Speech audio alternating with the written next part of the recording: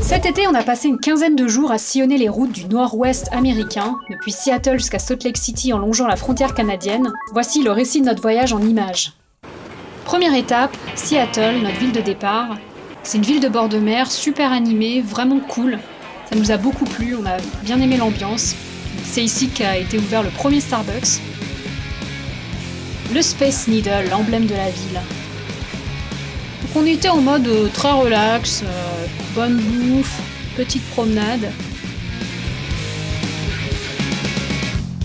Coucher de soleil de fin d'été.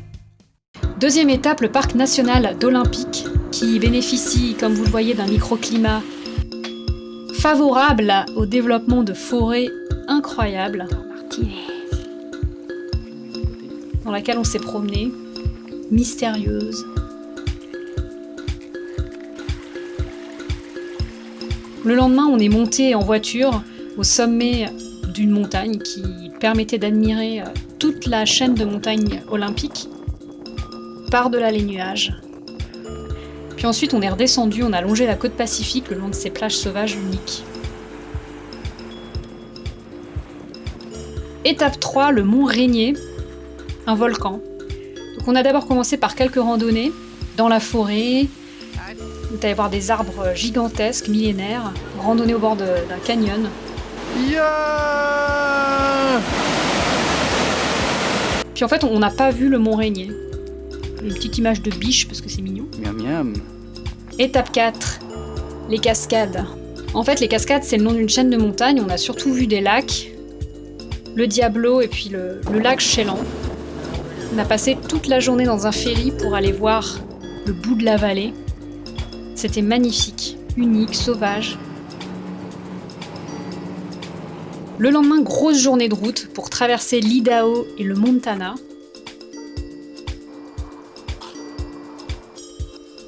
Le soir, on est arrivé un peu par hasard, une réserve de bisons.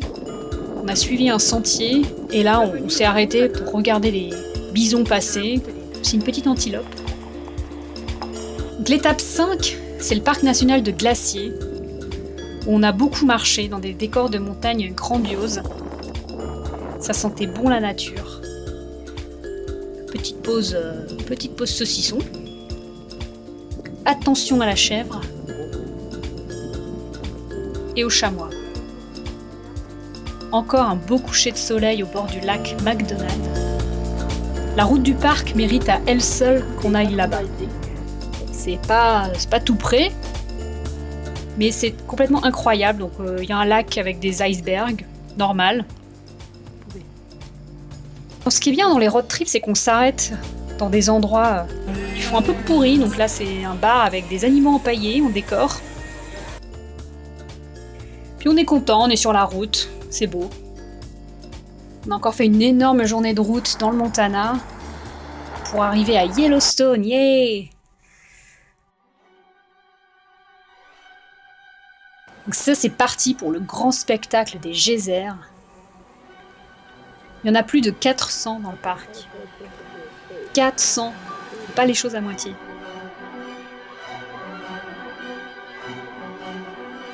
Donc Yellowstone, c'est aussi un grand canyon, hein, rien que ça.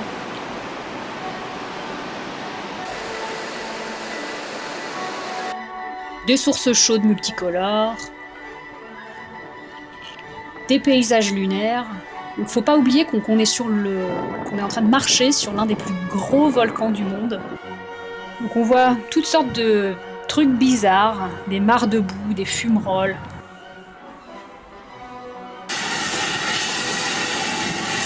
Je crois que le thème de ces vacances était surtout coucher de soleil inoubliable.